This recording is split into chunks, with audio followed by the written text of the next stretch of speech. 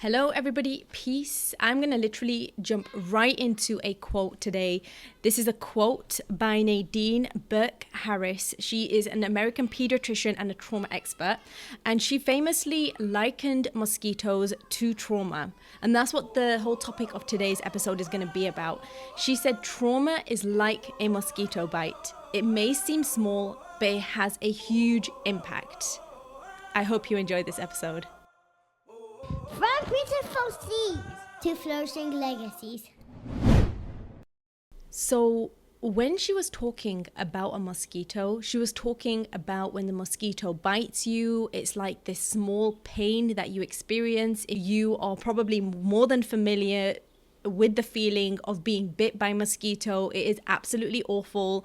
It's just a stinging pain, and just imagine that pain comes over and over and over again until it gets to a stage where there's just this huge scar, and sometimes that scar can get infected, and then you know all the details of what can happen with the scar, especially if it's a mosquito as well, and there could be various illnesses that are brought by that. Why am I talking about mosquitoes? Why am I talking about trauma?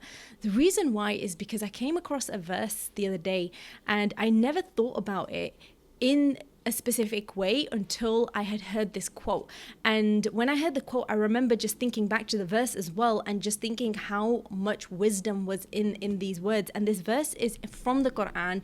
It is the verse where our Creator Allah, He talks about a mosquito. And in the verse, this is the actual verse. It is, "Verily Allah is not ashamed to set forth a parable of even a mosquito, or so much more when it is bigger, or less when it is smaller than it. As for those who believe, they know that it is the truth from their Lord. But as for those who disbelieve, they say, what did Allah intend by this parable? By it He misleads many, and many He guides thereby. And He misleads thereby only those who are al-fasiqun." There is so much wisdom in this verse. So first and foremost, it begins with this. It says, Allah is not ashamed. Now, one of the key things that a person experiences when they've been through trauma is shame, right? And it just shows the difference between the creator and the creation. And shame in itself is not a bad thing. Shame is something that allows us to see something that should not be seen by other people. If we were doing something, for example, that was wrong, for example, treating someone very wrongly, treating a child or shouting at a child, especially in public, you'll see parents really trying not to do that because there's this shame, right? The shame is associated with something that it should be a shame. We should be ashamed about, right? But then there's this toxic shame, and the toxic shame is something that is very dangerous. And for those of us who have been through trauma, when we are alone, we can still feel and act as if we are around people and see ourselves in a way that other people see us in everything that we do, right? So the verse begins with that Allah is not ashamed. That's so powerful, especially when we're talking about the mosquito and how Nadine, she quoted it as being something very similar to trauma, and I'll talk a little bit more about that as well, why it's so powerful. So and then the Creator, in the verse, it's written that even a parable of a mosquito when it is bigger, or less when it is smaller. And now if we think about trauma, right? If we think about a mosquito, let's say mosquito is the bringer of trauma, right? The bringer of the pain. What happens is that we are affected, right? What is trauma? Trauma is something that overwhelms the system. When it happens over and over and over again, it can become a complex post-traumatic stress disorder, which means a series of linked events that affect you in a way that you still have certain reactions. For example, you'll have something like an emotional flashback. You will have a very loud inner critic. You will have a very loud outer critic, and those voices are from the people who have really influenced us in a negative way, whether we grew up around that, but mostly when we were younger, is very much related to developmental trauma.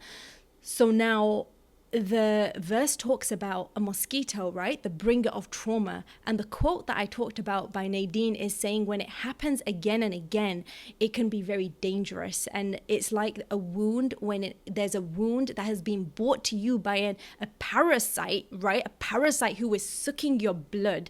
It can be extremely, extremely painful, right? So, and then what makes it even more painful is that there's an itching at this wound. It goes deeper and it goes deeper. And now think about it as trauma, right? Think about it as in like you had a certain experience when you were younger. You heard a dog barking, and someone kind of made it a big joke, and they tried to scare you with the dog barking, right? And then you grow up, and then a dog bites you, and then you grow up, and then the dog kind of like barks really loudly when you're walking by, and it's not barking to anyone else.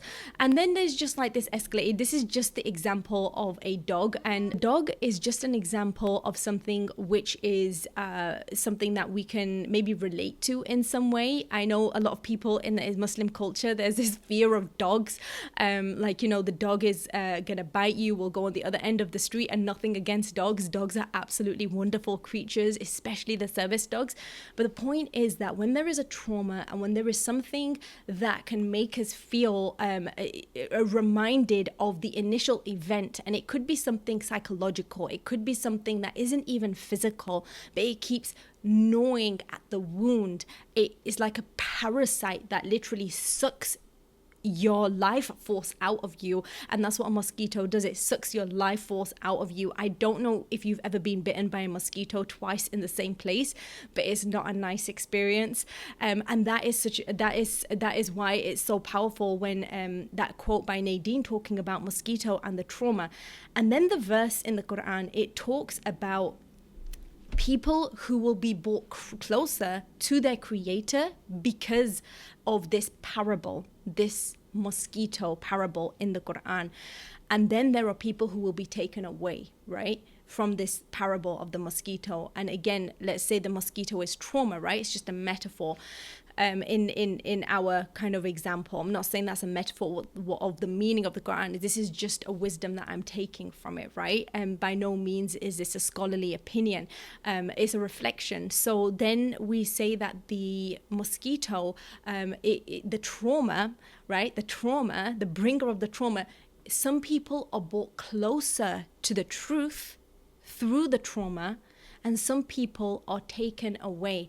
And then there's a description of the kind of people who are taken away from the trauma. Now, I don't know if you've been around maybe someone who's been through something very difficult, and there's some people who have suffered a great loss, right? Who have suffered such a great loss, and they question the creator overall, and that's a very natural process, right? But then there's some people who begin to blame and really blame everyone else and blame the creator. And these kind of people are described as the rebellious type, and there are different types of responses that we have to trauma. And there is a type of response which is called the fight response, right? And this is just an example of how this can be someone who is rebellious.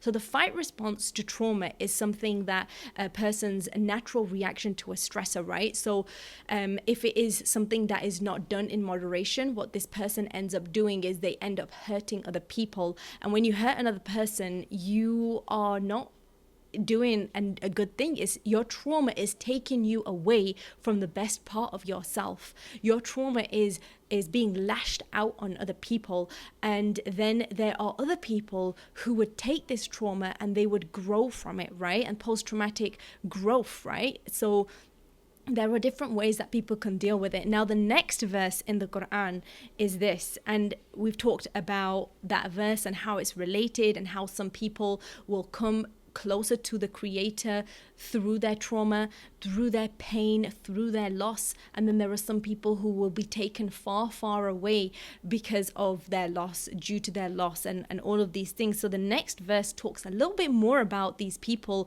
who would go further away, right? And it talks about how they are, and this is the verse, it's Surah Al-Baqarah, the second chapter of the Quran, and it's in verse 27. And the verse says this, it says, those who break Allah's covenant after ratifying it.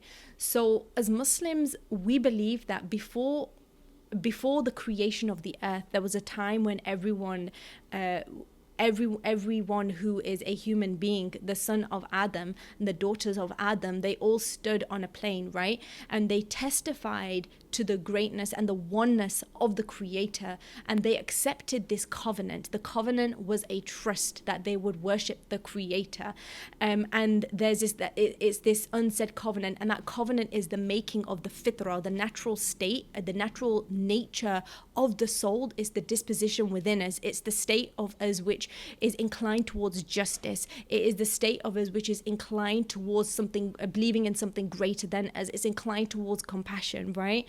So that is what the covenant is, and that's what this verse is talking about. It says that those who break Allah's covenant after ratifying it and sever what Allah ordered to be joined. Now, severing is such an interesting word, because trauma has been described as being shattered into parts, right? You are shattered into parts. Your sense of self is broken, it's fragmented. And it says that those people who sever, now these people are severing, they are severing what Allah ordered to be joined. And the examples that's given in brackets is this is religious beliefs and practicing the laws on the earth, and also in regards to keeping good relations with people, kith and kin. And it's interesting that it was mentioned kith and kin as in the brackets by the people, the scholars in the past who wanted to clarify what this meant, because most of our reactions of our trauma is related to other people, right? So that's so powerful. And then the verse also says that these kind of people who move away from the Creator due to the misunderstanding or the choosing to misunderstand of the parable, and in our case we're talking about trauma, right? And they do mischief on earth. It is they who are the losers. They are the losers of themselves. They are the losers of goodness. They are the losers of insight. They are the losers of wisdom. They are losers of anything that would bring them back to their true self, right? Because they are severing everything else around them. They are lashing out on everyone and everything else around them.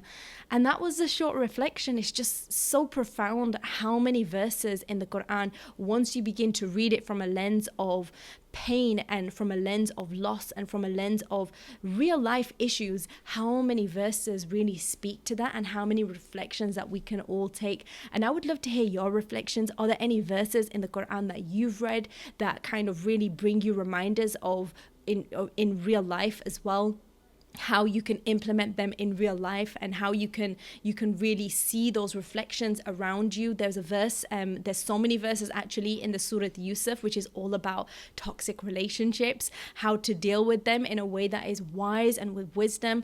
And there are so many other verses as well about, and the Quran is a book of revelation, right? It's a book of insight. It's a book of using it to live our lives. And we live a life where we live around people. We live a life where we are people, and so many of these lessons are so profound when we really, really look deeply and relate it to other parts of life. And in this case, this was about trauma. And I just want to reiterate as well that trauma is like a mosquito bite. The more that you are bitten in the same place, the harder and the more painful it is. And sometimes that trauma can bring you closer to the Creator, or sometimes it can take you away. And by the Creator, when you are closer to the Creator, if you are truly closer to the Creator, you are closer to your true self as well, your truest self, which has been covered sometimes by so many blinders. And I've talked so many times about this issue. Now, I wanted to also let you know that I have a free downloadable, which is a chapter from my book, The Woke Writer. It is all about letting go. It's so relevant to so many of the things that I talk about. And I also have a free course which has 14 lessons jam-packed with information, literally with every chapter that I have written in this book, and anything that you would want to know about inspiration, about creating something that is meaningful towards leaving a masterpiece behind. It doesn't even have to be a writer. It could be anything that you want to create. Then you're going to love this course. You're going to enjoy it. All the information is in the links below. I hope to hear from you soon. Peace, everyone. Have a beautiful and blessed day. Assalamu alaikum wa rahmatullahi wa barakatuh.